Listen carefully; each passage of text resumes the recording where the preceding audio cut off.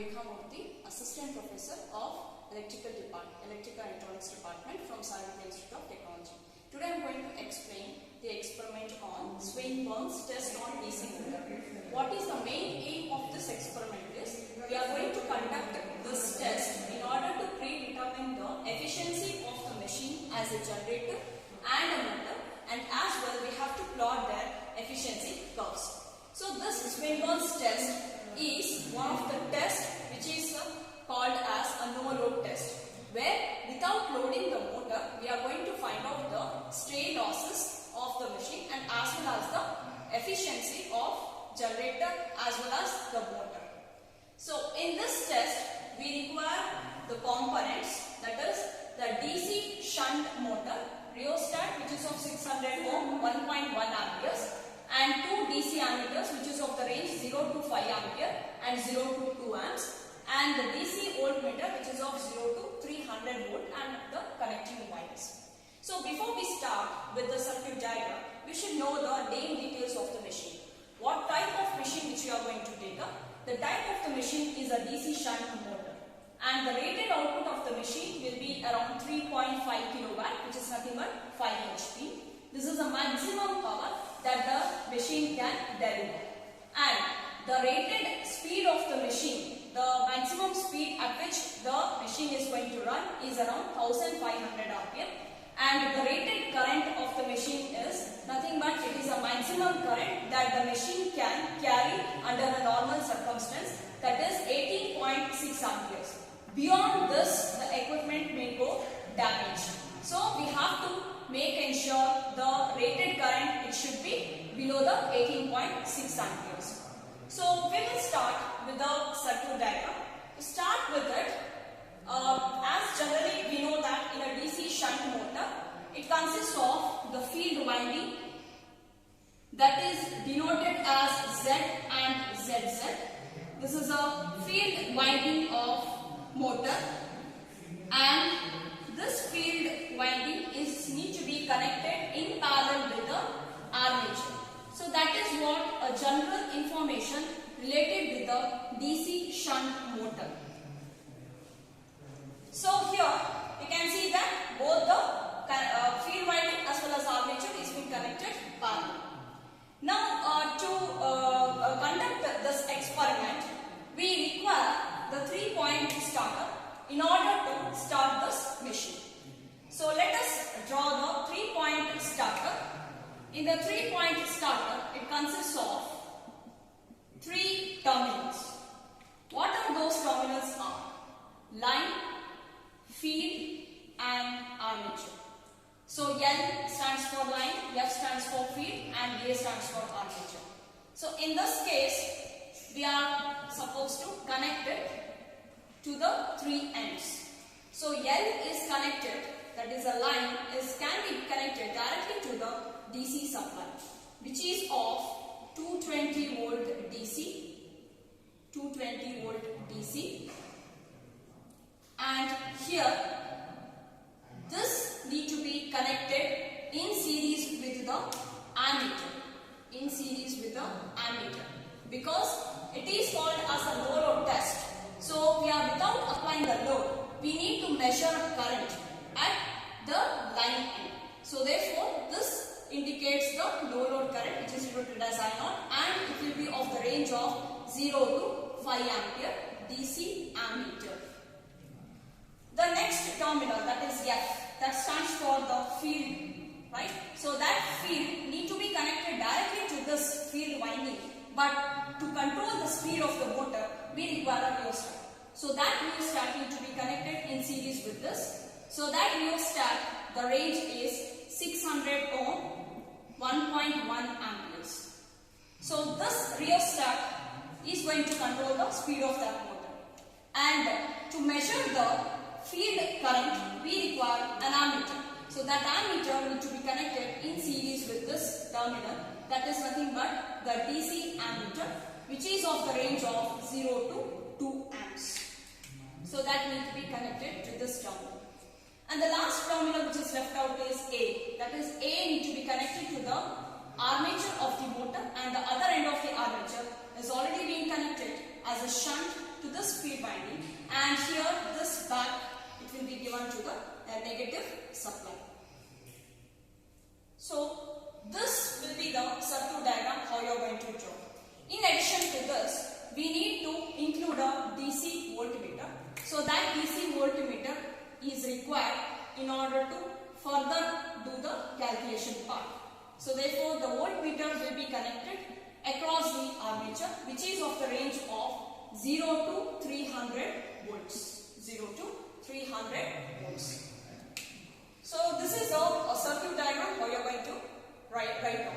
And also we have to make ensure this is a variable rheostat. So how it should be initially? It should be kept initially in cutout position, that is nothing but in minimum position when we start up with the conduction. So now let us move on to the setup where we are going to conduct this test. This is the setup where we are going to conduct the experiment. So as we have taken up a DC shunt motor of 1500 RPM. Now let's move on to the connections. So as we discussed in the circuit diagram, now let's do the connections. Positive terminal is connected to the positive of the ammeter. So the positive of this supply is being connected to the positive of ammeter. The negative of this ammeter is being connected to the line.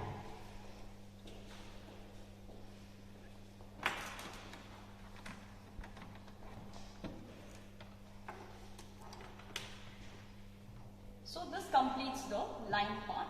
Now coming to the field. So F is connected to the ammeter. So that is here. So F terminal is connected to the ammeter, which is going to read the field current. The other end of the ammeter is being connected to the rheostat.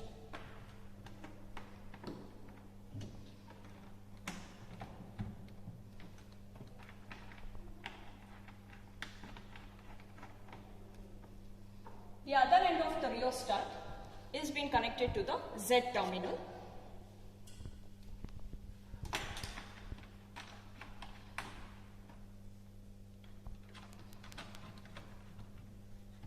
And ZZ is back connected to the negative supply.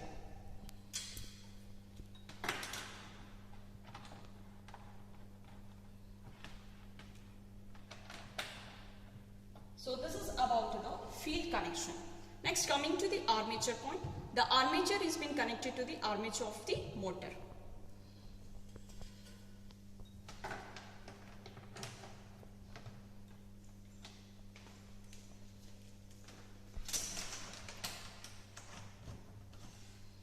So the armature is being connected to the armature of the motor. The other end of the armature, that is AA, is being connected back to the ZZ, or it can be connected to the negative supply. So now let us connect this AA and ZZ together.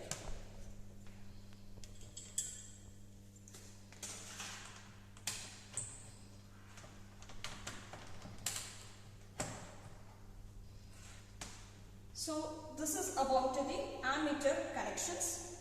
Now let's move on to the voltmeter. That is, the voltmeter is being connected across the armature.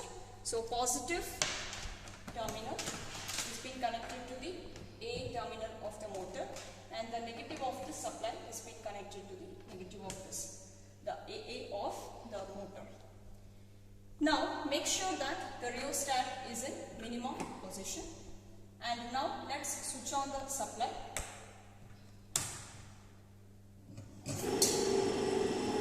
So here the procedure is, we have to vary this rheostat in such a way that the motor reads 1500 RPM. So we are going to vary this.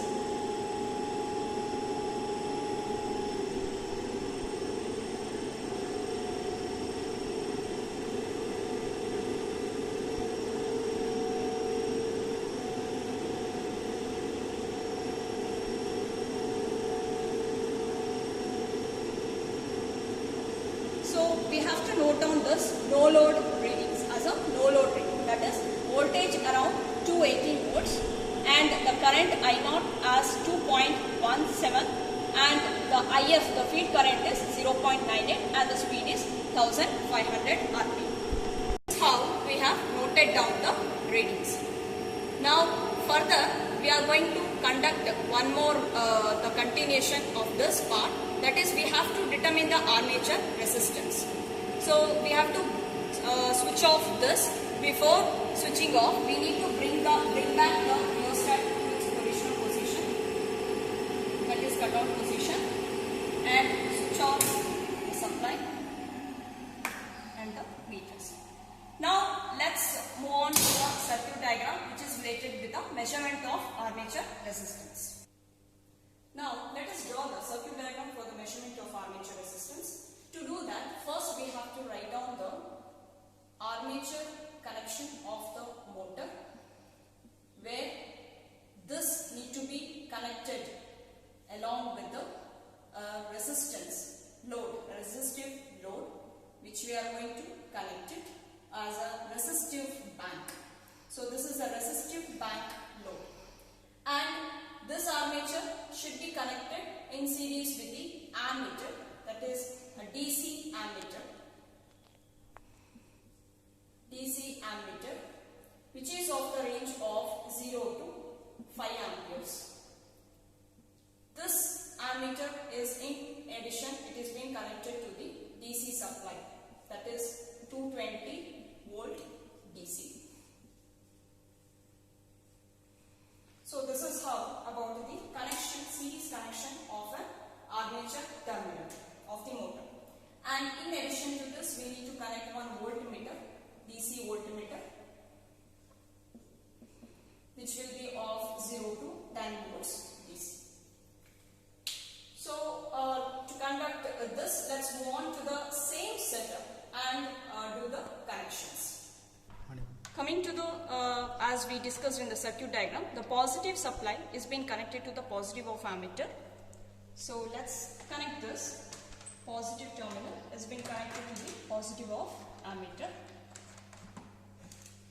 The other end of the ammeter is being connected to the armature of the motor.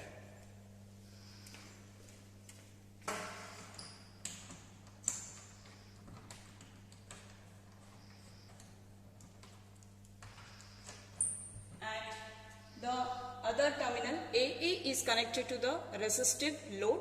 So that resistive load we are going to take up.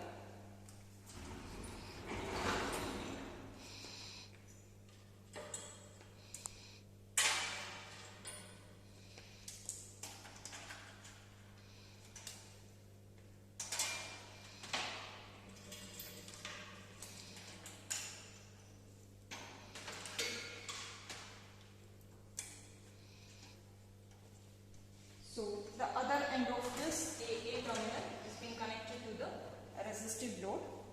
The other end of this resistive load is being back connected to the negative supply. So let's do that connection. The other end of this resistive load is being connected to the negative supply. The left over is the voltmeter. So that is the voltmeter need to be connected across the armature.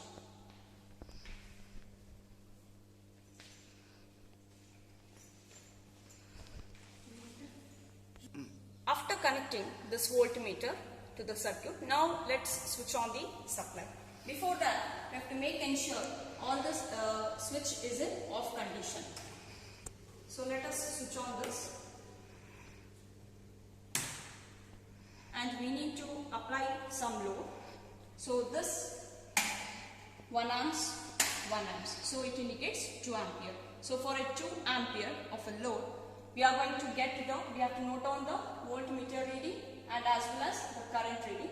So the ratio of V by I will give you the armature resistance. Similarly, the next setup, the next reading, trial of a reading, again we need to increase it to another 2 amperes of a current, and we have to note down the voltage is getting as 3 volts, current as 3.65. Again we need to recalculate the value of the armature resistance. Now for the third trial we have to switch on this. So again the another 2 ampere we are going to increase, so that here you can see the voltage as a 4 amperes, current reads as a 5.44, and this is how we can take up 3 readings and calculate the armature resistance for all these 3 trials and take an average value of that. So that gives the armature resistance. Now let's bring back this to original position to switch off the circuit.